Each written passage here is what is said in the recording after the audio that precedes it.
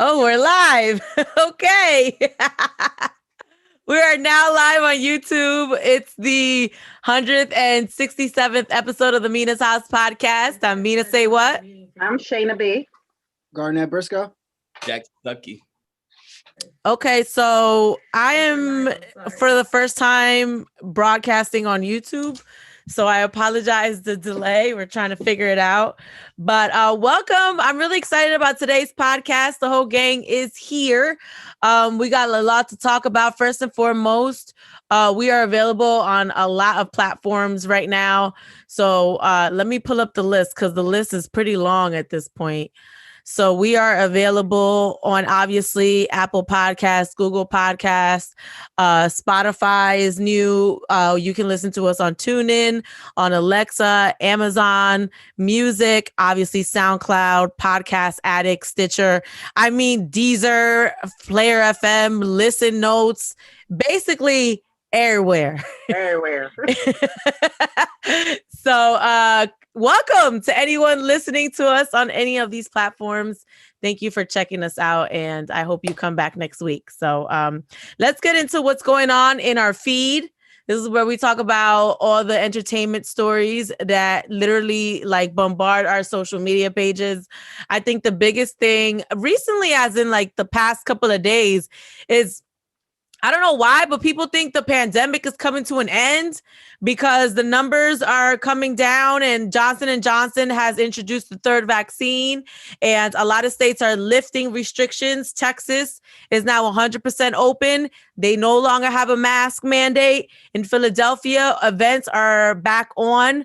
Outdoor events can have 20% capacity, 15% capacity for indoor events. More and more people are getting vaccines. Quavo is out here saying the quarantine is over. Come over to Atlanta. How are you guys feeling as law-abiding citizens that care about your health? I'm just so confused as we are about to reach our COVID shelter-in-place anniversary.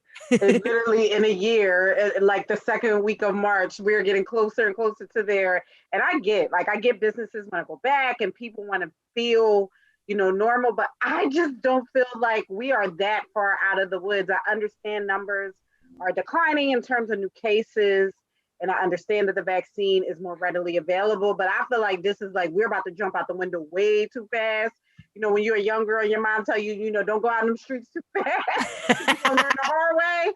I feel like we're about to learn the hard way. I think we safe. We good. We all right. So now, this is coming from the guy that was kissing babies in the beginning of the pandemic. So let's just get that clear right now. Listen, I'm here to tell you this story. That's all.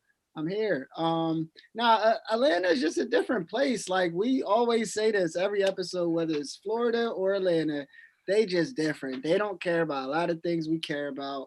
So from his perspective, I'm pretty sure it wasn't that bad because Atlanta been open this whole damn time. Same thing with Florida. I had cousins that visited Florida to go see other family members. They said when they went down there, people looked at them like they was crazy for having on a mask to the point where they was like, you know what? All right, I'm not going to wear a mask. They got bullied out of wearing a mask. Let me tell you, if you're that weak-minded, you got to get your life together. Because I went to Florida and people were looking at me crazy and I was looking at them crazy right back. Like, y'all crazy ass Trump supporters. Y'all better put your damn mask on. And that was like when only Trump supporters weren't wearing their mask. You know what I'm saying? Like, you're not going to bully me into not worrying about my health. I don't care where the hell I am. Stand back 6 feet. Wait, I just want, before Dex starts, I just want to say, and then just remember the story about lessening masks. I was in the Dollar Tree today. I'm not going to say which one in Philadelphia, but all I'm going to say is I saw the cashier with her mask now. So, of course, you in the store, she was checking somebody out and eating a Slim Jim at the same time. No lie, only in Philadelphia. Go ahead. Y'all talking about Florida and whatnot. Philadelphia got some mess with them too. Just go to your local Dollar General. You brought up a good point when you mentioned Trump supporters. And, when the presidential election was going on, we were told that as after the election, the quarantine would be over, coronavirus would disappear. We were told that by Donald Trump. And He didn't seem to have been lying. Like, I mean, the election is over now. Joe Biden has been sworn into office. Now, all of a sudden, we have all these vaccinations, and then people, and granted, these are people in red states, but they're opening up the country and whatnot. And it just, to me, seems, I'm not a conspiracy theorist like that, but it really does seem politically motivated to me. Like, I genuinely I'm starting to now think more and more that the coronavirus was, I don't want to say created, but I definitely think it was pushed a little bit to get Donald Trump out of office. Well, the facts are that, when this pandemic started, it wouldn't have gotten as bad as it did if Trump would have been doing his job. So, True. that's the first, right? So it would have been over way before he was on his way out if he had been doing his job, but he was in New Jersey golfing instead. Or because he didn't do his due diligence at the beginning, people saw this as an opportunity to take advantage of it and continue to push a scare tactic on the country. And now that he's out of office, because they blamed him for it, and I blamed him for it, but people blamed him for it. He's out of office, in my opinion, simply because of the coronavirus. I think if this stuff never happened, I think he probably would have had a chance to win again. He's out of office now, and I really do think people took advantage of him not doing anything at the beginning and like maybe pushed this as if it was worse than it actually was. Granted, I think the coronavirus is serious. I wear the mask and everything, but it's just a little convenient to me that all of a sudden now we have all the vaccinations and country and states are opening up and all that kind of stuff. It just is a little fishy to me. Well, we don't have all the vaccinations. Like some of those states, like a Mississippi, yeah, they might be good because how many people in per capita is there? But like in Philadelphia, there are still a lot of people that were supposed to get it that still have not gotten it yet. Like, and the thing is, the only reason why I would say we definitely know, I do believe that it might have been man-made and got out, like they was trying to work on a virus and then it got out. Yeah, the worst. The only reason why I don't think, obviously, it was just hype, because I know so many people personally that got the virus, and unfortunately, most of these people were people that were doing the right things and like caught it from somebody at their job. Or like they weren't like people going to Atlanta to party. And unfortunately, almost a year later, some of those people have still very severe, very, very severe health issues. I don't think it was fake at all. I really don't think it was fake by any means or whatever, but I just think like our government did a lot more with this than was necessary. Like, I think that we were fed a lot of scare tactics. Well, you also have to think that we now have new leadership. So with this new leadership, there's more, money going towards vaccination processes. And, there is more of a from what I think, a collaborative effort when it comes to coronavirus. Whereas before, it felt like the president was directly going against what the health professionals were saying. I feel like this leadership is actually working with them. And that might be what you see, that's why we have these vaccines being cranked out. So I just think in general, I want to kind of stick to the topic of not was this a political tactic or not, but are we out of the woods? Because I think we could all agree, regardless of our differing opinions, we could all agree that this is a real thing. People got sick. People died. Some people are still dealing with the effects. Are we out of the woods where we can open up certain things? Like Texas is 100% open. I mean, we're going to see. We're going to find out. I'd rather have them test themselves than us be the test dummies. Shout out to Texas. Y'all do your thing and let us know what's going on. But I truly hope it's coming to an end at the end of the day. I don't know the exact numbers or whatever they're doing. So I don't really know if we're in the woods or out of the woods, going back to even what Dex said, all based on kind of what you believe. Like we may have been out of the woods this whole time. So I don't think we're out of the woods. I think me neither. I just think that, again, the way our country just operates, whether who was whatever, I just think, when we look at other countries that definitely did things a little differently and were able to get their numbers in a really good place very early.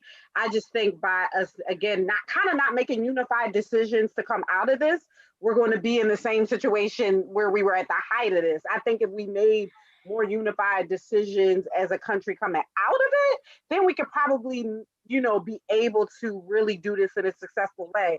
But I just think with certain states opening up, like Texas, who was never really closed, we don't know what Georgia going to do, but we know after this all-star weekend And again, we know people have been partying, but again, this goes back to like last year with the Super Bowl. Now people are going to party and travel back home. So it's just like, I just think that, we are in for at least another spike. I don't know that we'll ever go back to completely being closed because if our economy can stand that, but I just don't know that we're out of the woods yet. I'm not going to Atlanta to go party for All-Star. I'm telling you that. Same. Dex, you don't think we're out of the woods, or you think we've been out? I honestly, I don't think people care, to be honest. I think even the people like us who are safe, I don't even think at this point, I don't even think we care. I think that obviously we're going to do what we have to do to put masks on and be safe. We're not going to be at the Dollar General eating Slim Jims or whatnot. But like, I think we're all going to go to restaurants. I think we're all going to travel. I think we're all going to do the things that we want to do. We've been in this for a year and we're over it.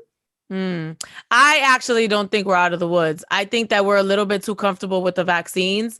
These vaccines are not even 100% effective. I mean, the Moderna and Pfizer vaccines have not been tested towards the new strains. And if they are, their protection rate is going to go down. The Johnson & Johnson vaccine, they're saying is only like 67% effective because they've tested it against the new strains, which are a lot more contagious than the ones that we initially had. So I don't think we're out of the woods. I do think there needs to be like a balance where we're kind of open, but not all the way, but 100% open. I think that is grossly irresponsible for anybody at this point to be 100% open when we don't have 100% vaccinated, 100% of the population vaccinated, and the vaccines that we have aren't 100% effective. So moving on, you mentioned the All-Star game, Shana. So the All-Star game is happening this Sunday. They're trying to pack it all in. So in order to be like COVID safe, they try to pack it all in into one day. But it's almost like, why did y'all even do this? Because the one day is a 5-hour to 6-hour event.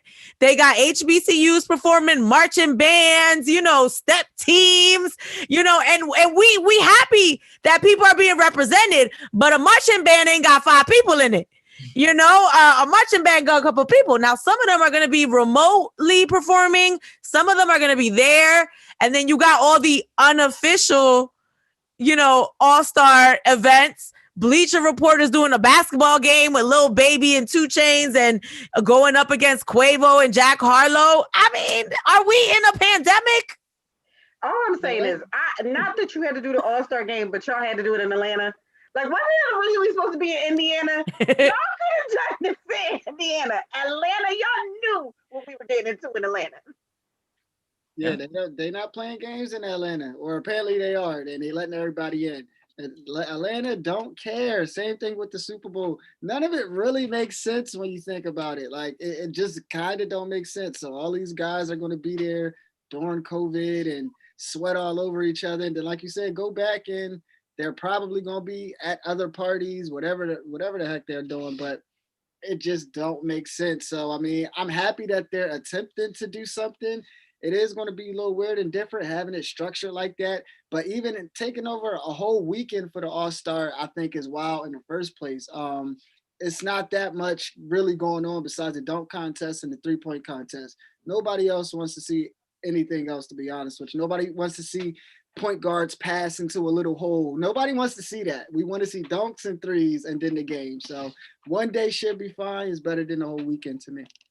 I think it's a terrible idea, just like I thought Super Bowl was a terrible idea. I think that like there are people that I know that are booking trips to go to Atlanta right now, but they're not going to the actual All-Star game. They're going to what you guys mentioned, the unofficial parties, which are going to be COVID spreader events. And I think these people do not care. Like I said before, I don't think we're anywhere near out of the woods, but I genuinely don't think people care.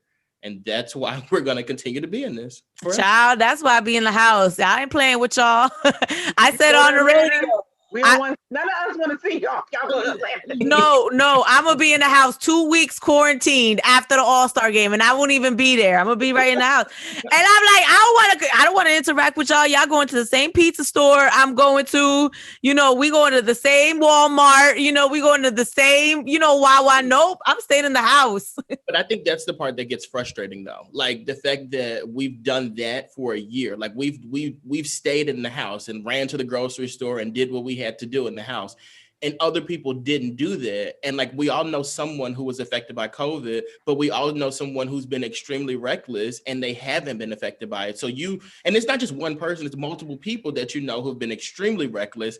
I'm not talking about you, extremely reckless, and they haven't been affected by it whatsoever. So then you look at it, we're like, well, damn, I want to go to Tulum too. And everybody's doing it. Nothing's happening to them. Like, there's no consequences for these people. The worst is when people be fighting you, right? So they not following the rules, but they want to fight with you regarding like what the resolution to the problem is. Like we were having some conversation and I was like, yeah, they need to shut down all travel. And here comes someone in the group chat talking about, no, they shouldn't. That's the person that be traveling everywhere. And I'm like, you're not trying to be confrontational. But I really wanted to say, you the problem. You the reason why this is a problem, because you want to go and travel here, travel there, and then now you inviting me over your house next weekend. You supposed to be quarantined 2 weeks after coming in from outside the country. That's going to but those be the first ones fighting with you. No, they shouldn't shut down travel. Well, we know why you got that opinion. What were you saying, Garnet? I just said that's a rough thing to expect somebody to do, is to get back home and then stay in the house for 2 weeks. That's a little wild. You didn't have to go. Right. That's still like, you can't. If I booked a trip to go somewhere, you think I care? I don't care. I really don't care. I don't care. All right. So Sunday night, Oprah is spilling all the tea, okay, with Prince Harry and Meghan Markle. So they have this dramatic clip and it's like, Harry's like, I don't want history to repeat itself.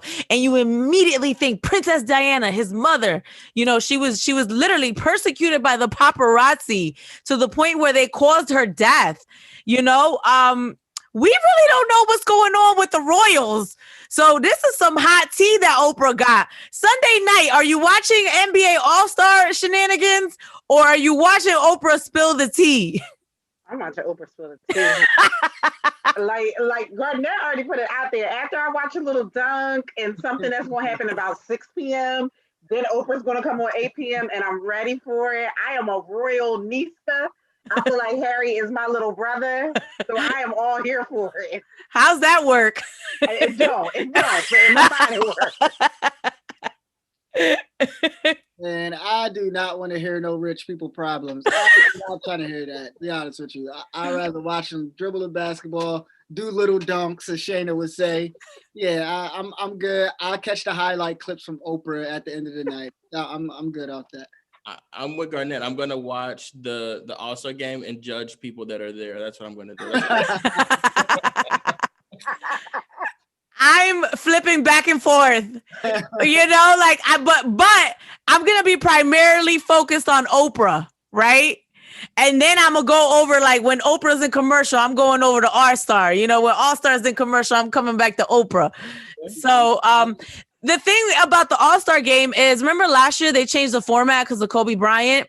So what they did was, in the last quarter, the first person to score 24 points, that's when the game would end. And then whoever has the most points at that point wins. So you don't really got to watch the All-Star game until the last quarter.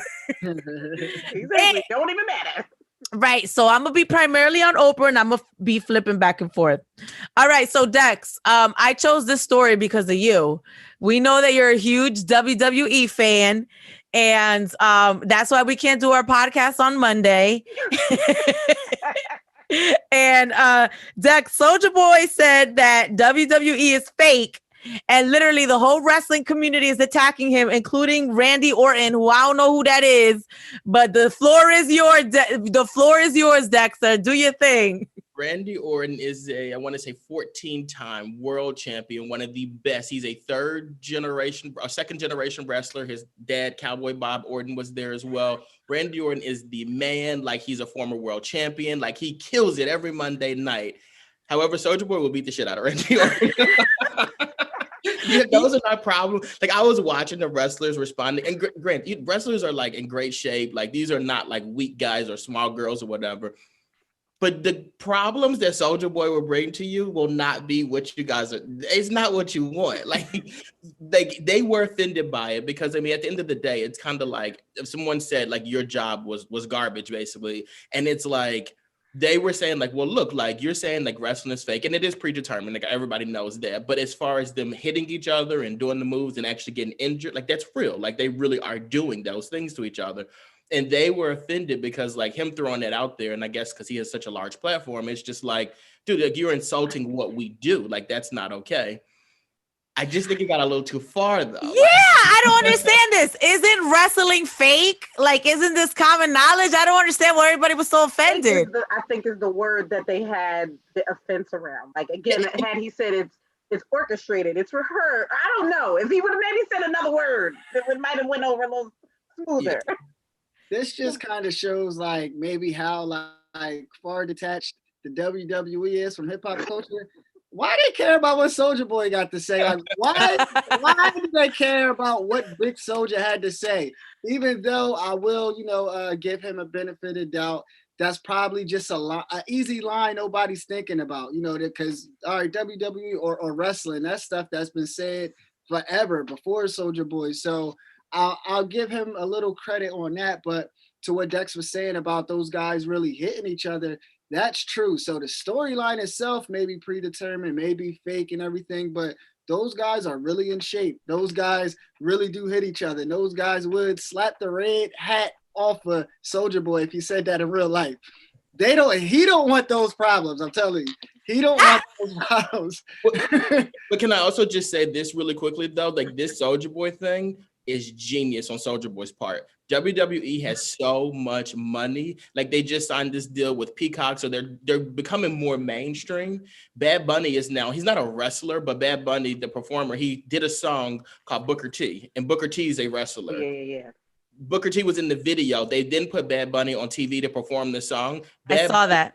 Then they started making merchandise for Bad Bunny, $5 million overnight for merchandise with Bad Bunny. Then Bow Wow made this tweet about wrestling, and he's about to get some money from them to do something. So I can guarantee you WrestleMania is coming up, which is like the Super Bowl of wrestling. I can guarantee you they'll have Soulja Boy part of that because this story blew up. So that if they have him there, they get so much mainstream attention, and they're going to pay Soulja Boy for doing it too. So are you saying that he orchestrated this? No. I don't think they expected it to blow up the way it did. I think it's what Garnet said. It was just a cool like pun and a cool line to put out there. But because these people jumped onto it and because everybody's talking about it now, they're going to capitalize on that and make money off of it. Dex is a genius. And I say this because... Don't say that to him. Because he be sounding like a Trump supporter sometimes. I don't know about those sides, but in this case, he may be onto something because like those are just like very shrewd business deals that like any of the McMahons would do as far as like line and everything, because in wrestling it's lined up like that as far as the storyline and how it goes. You really never know what's coming next. So if he's doing that in real life and orchestrating these stories like, hey, listen, say that, it's very possible. You might be onto something. They need to give Wale a check. Like Wale gets a WWE check. Like one of the guys, Big E, is a wrestler who wrestles on Friday Night SmackDown. His theme music is actually a Wale song. Yes, Wale. Okay, so it's funny, Dex, that you think that Soulja Boy will beat Randy Orton's ass, and then I think he'll shoot. See? Illegal stuff. Can't do that in a wrestling ring. But I think he'll shoot him. I do think that.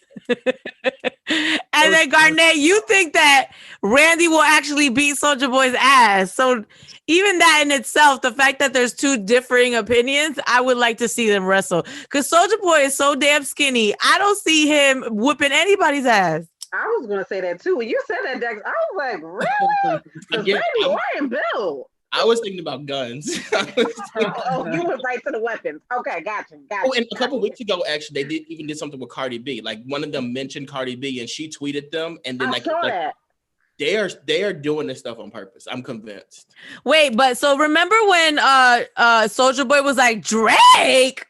You know, so when he was talking to Randy Orton, I was reading it in that voice. So he was like, "Do you know who I am? I'll bring the real to wrestling. Don't play with me, Randy Orton." With all these ends. That's how it happens in my head. Great. Me too. All right. So let's get to our topic for today. So this is a Dexter. Well, this is a Dexter inspired topic, but I actually tweeted about this earlier because I saw people talking about it on social media. So the conversation we want to have is about internships. So we ain't old on this podcast, but we not no spring chickens, we're not like 1 or 2 years removed from college. So we come from the days of you work for free and then you work for $25,000 a year and then you work your ass off to you actually make some real damn money. These younger kids with the internet and these apps and the world literally at your fingertips, a lot of them are making money when they're teenagers. They launch their companies. So the mindset is always very different from generation to generation. But how do you guys feel about internships? Are we at the point where they need to be paid, or should people still be doing them for free? I believe that everybody should be paid for their time. I do. I feel Kind of soft. But go ahead.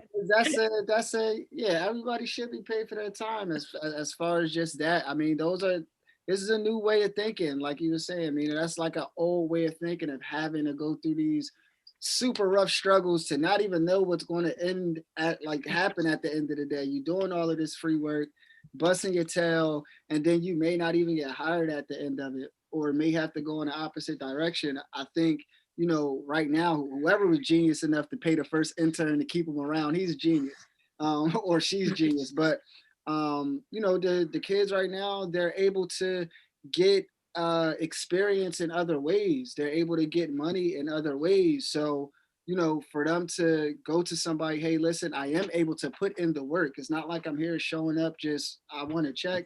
If I'm putting in the work, I mean, maybe I should get paid for it. But also, it comes in different currencies as well. I feel like in me and Mina's situation, Mina didn't pay me to intern her, but I received everything else from it. Just as far as like working with her, the experience and all that stuff. She picking me up, vice versa. The friendship, and to me that means more than any paycheck that she could have gave me. But everybody's not in situations like this. It's not a interpersonal relationship. It's more corporations and stuff like that, where your boss is just a boss at the end of the day. You're only here for a certain amount of time. So that's how I view it. I do feel like, these kids should be at least compensated somewhat for their time. I disagree with you. You You gave all the reasons why I disagree. I feel like, because they are getting the experience. And I am probably coming from my own unpaid internship mindset here. But, that was the thing, was you had to work hard. You had to work hard and show your work ethic. And I'm not saying that all of the kids or young adults are like this, but what I did notice, just coming from an unpaid internship to when interns started getting paid, and a lot of it had to do with different labor laws that were passed in different states. It was almost like this sort of like privilege, and the dedication to the work was not the same as even the unpaid interns that came after me, and just noticing their work ethic, because they did take it like, oh, this is just a job, instead of this could be a lifetime experience where I'm really learning and grasping and networking.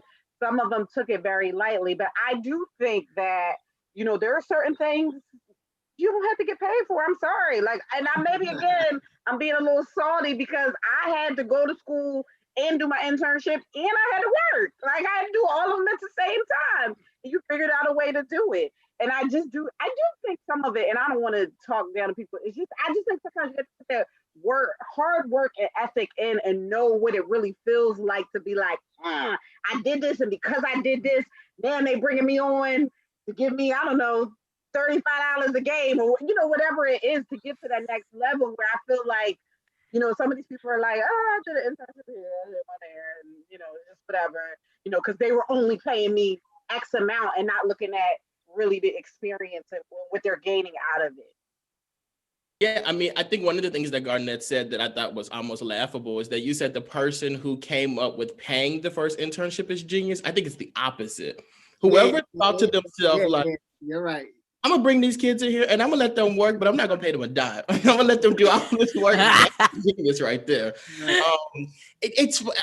I'm back and forth with this. On one hand, I do think that people should be paid for their work. If somebody's doing something, they're putting work into something, they should be paid for it. However, I think when you start to do that, like I went to an HBCU and it's not one of the most popular HBCUs. And I really think that actually it's the first HBCU, Lincoln University, but I do feel like that if you were to set up a thing where you're like, we're going to have to pay interns, I think when people at Lincoln University and Cheney University are competing with people from Penn State and Temple, I think that we're going to get the crappy end of the stick. I think they're going to be looking for certain people, and I think they're going to look past us. So that's why, like, it's hard for me to get into an argument like, you got to pay these people. Because if they say yes, I think they're going to be looking for a certain type of person. And then we're going to get into this whole like discrimination stuff. And it's like, you can't prove it, but they're still going to be doing it.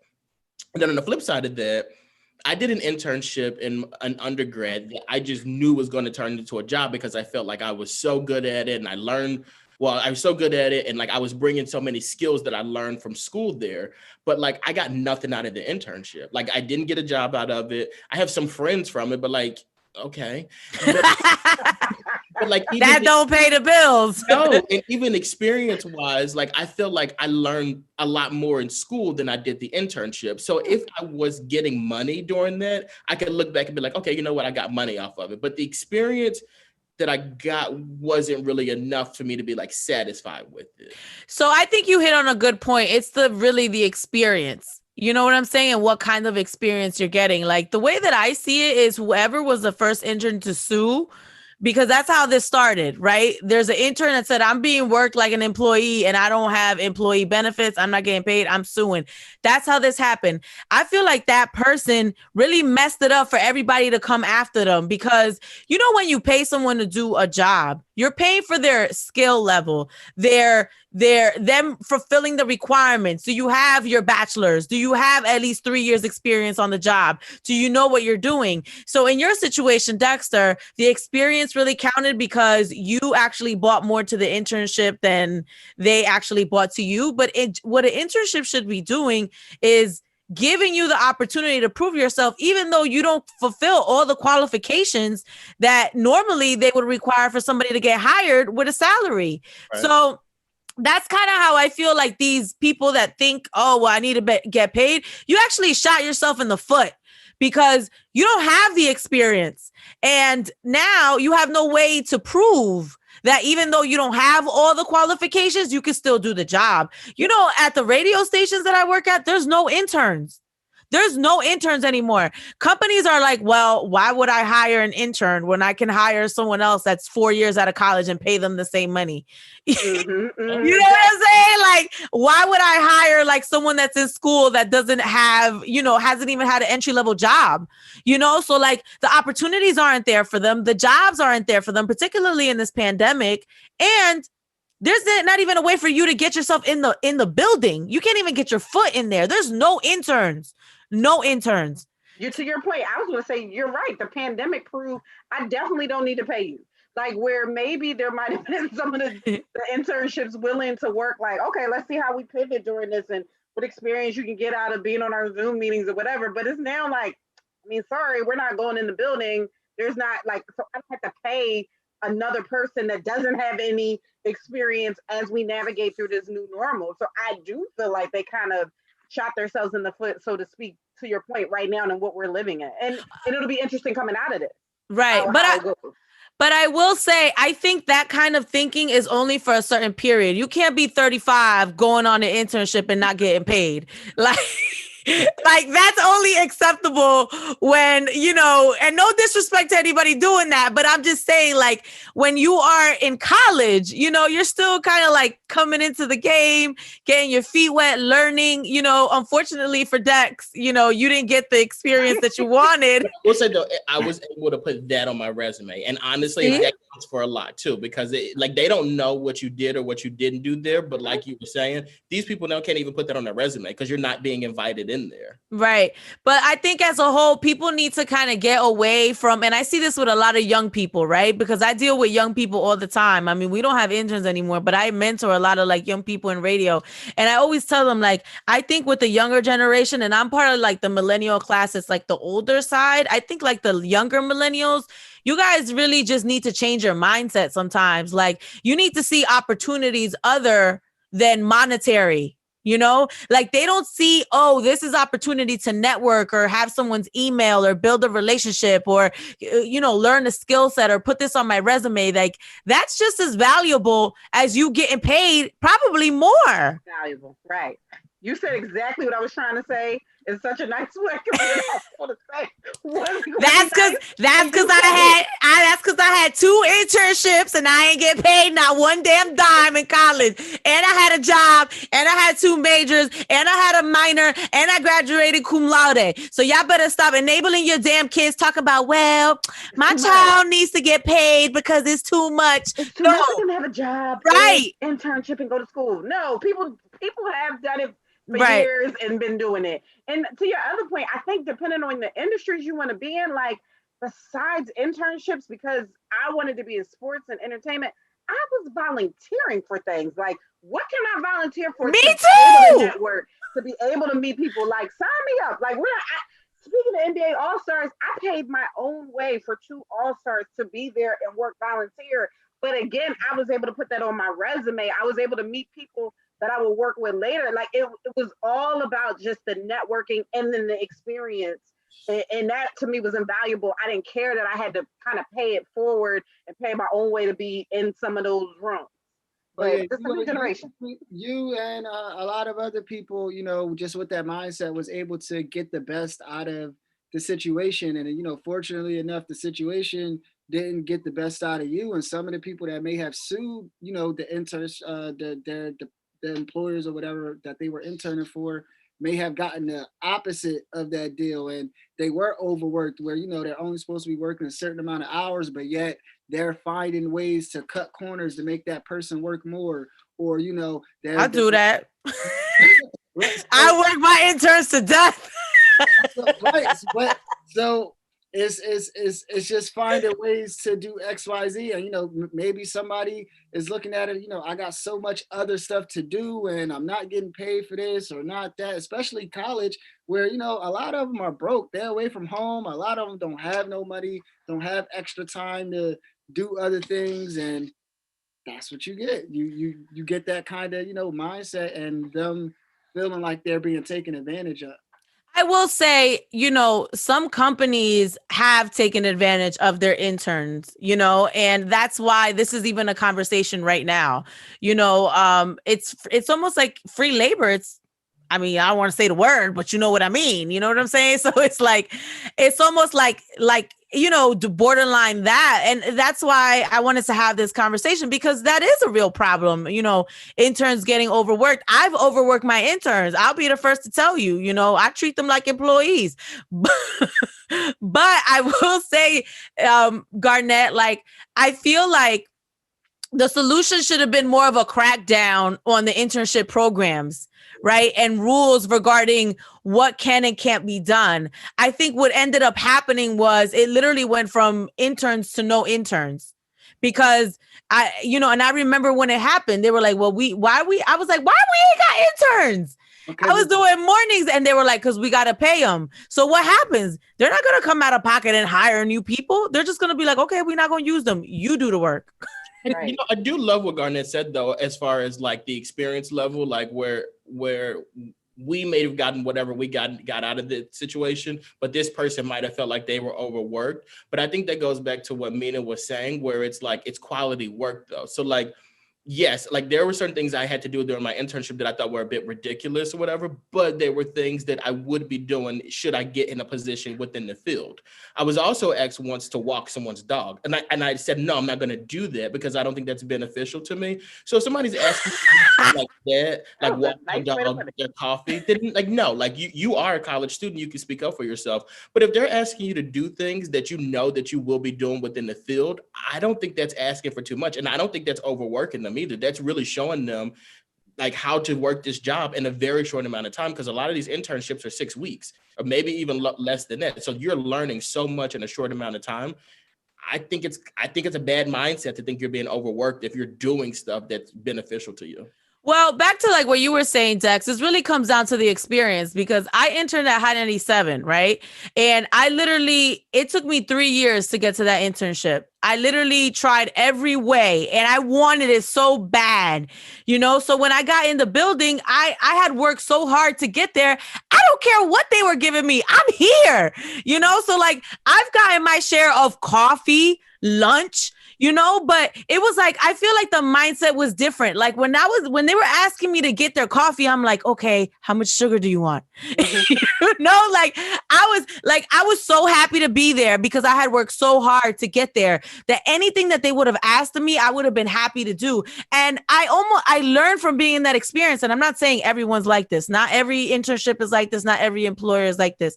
But when I was interning at Hot 97, I learned that they gave you little dumb things to see if you can do those things right.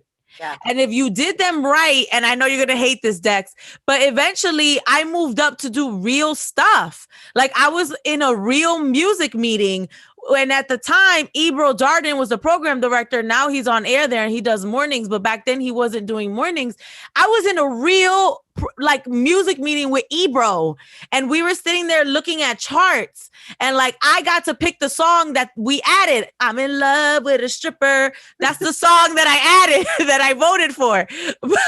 But do you understand the amount of joy that I felt after all the coffee getting, after all pick up my lunch, here's the tip, after take this note, like I got to be in a music meeting and it's like, it was a slow process. And I feel like people don't even appreciate that anymore. And because it was so hard for people like me, like now they be having the interns on social media and stuff.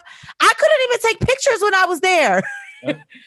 Like it's so different now. Well, and that's the other thing is, once you are getting paid, and not to say as an intern, you were not representing the company because you were, but you are now an official employee. And there are a lot of rules that as a young adult, you might feel this is my social media, this is mine. That now once you become a paid employee, you have to really fall in line with their rules. And I do think, again, we don't know what's going to happen, but with the minimum wage talk being passed and as in fully passed, but being talked about being raised, that could be another issue that again, maybe companies that already didn't want to pay, but just were going to pay the minimum wage. And then they're like, yeah, an hour. I don't know if I really need these interns paying them at that amount, coming out of a pandemic where we are. But I honestly, I don't know. I just pray for our new generation and next generation to see the virtual learning and then wanting to get paid for everything they do. God bless y'all. Just one more point though, and I don't know if this is possible, but I do think though that the school could take on some responsibility too. So like when I was in school, like I had a work study job and like I got paid through that. Granted, it was a position that you have to do on the campus, but like I don't see why there can't be a situation where if a person's doing an internship and they're living on campus, that could be counted for work study. And then maybe they do something else at the school to earn some money or something like that too. Like the thing is, we get to this place where we don't even try to come up with solutions. It's just, we're not going to do it. And then there's colleges that are just like, instead of being like, let us try to help come up with a solution, they're just going to take it off the curriculum. What for me, like an internship was mandatory to graduate. Now, if they're not offering an internship, they'll just take it off instead of trying to come up with a solution or let you intern somewhere in the school. And to me, that's just not beneficial. I think you should come up with some ways to get these kids paid or like some type of stipend or something like that. And then like kind of move on from there.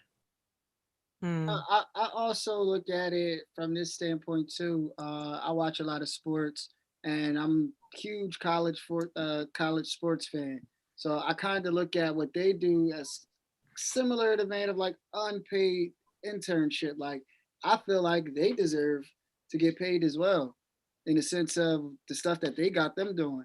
I feel like they're unpaid internships at times. I mean, and they're making money for the school, so.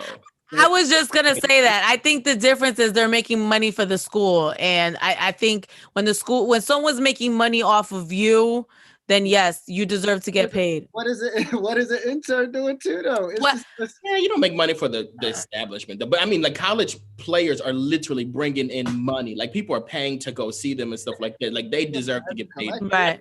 The internship is more of a conversation piece because like the internship that I did, I wasn't making the company any money. You know what I mean? Like I was just there helping out, but I wasn't bringing in any money to them. Yeah. Right. I was gonna say I did used to like tell our interns, you affect our bottom line because again, I want them to take the ownership and take it serious. Girl, you was gassing them. Like, okay, you go and you put out pocket schedules and you know somebody's watching a Sixers game or somebody buys a ticket, like those are things that affect the bottom line of a company. So take that with pride. Don't take it like, oh, they sent me out with 5,000 schedules and she said get rid of them and throw them in the trash can.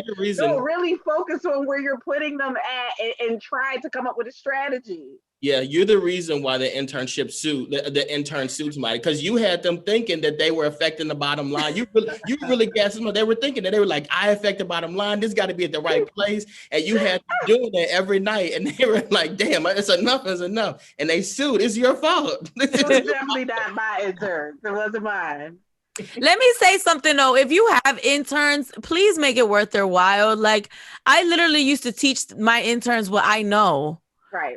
You know, just use that example because I'm not trying to be smart. As an actual employee, that same thing we had to do. So I used to tell them all the time, like, and that is true. I never asked anyone to do something that I either hadn't done or wouldn't do myself. Yeah. I never asked them to do anything beneath again what because I didn't want that for myself. Like I didn't want somebody coming back and being like, this intern went out here. Shane, if anything, I hear stories like Garnet later, and then I'll be saying like, hey, this person bigger than me now, but they like, thanks to Shayna, because I told them about that bottom line. I think that's the most important thing, though. What I'm gathering just from everybody, especially what you just said, Shayna, is at the end of the day, the conversation is people need to treat people better. That's it. It wouldn't even be a conversation if the employers were just treating the interns fairly at the end of the day. Make sure they're treated as an employee, not just working wise, but make them feel like they want to be there every day. Can I just tell the story of how Garnet got on the podcast? Because I'm surprised you have the stance that you have, Garnet, because I feel like you're the opposite of what you're advocating for, right? You treat it the right way. Is that what it was? Okay. And I mean, I didn't come with any expectations of, hey, listen, I'm sorry. I knew I wasn't getting paid the first day, but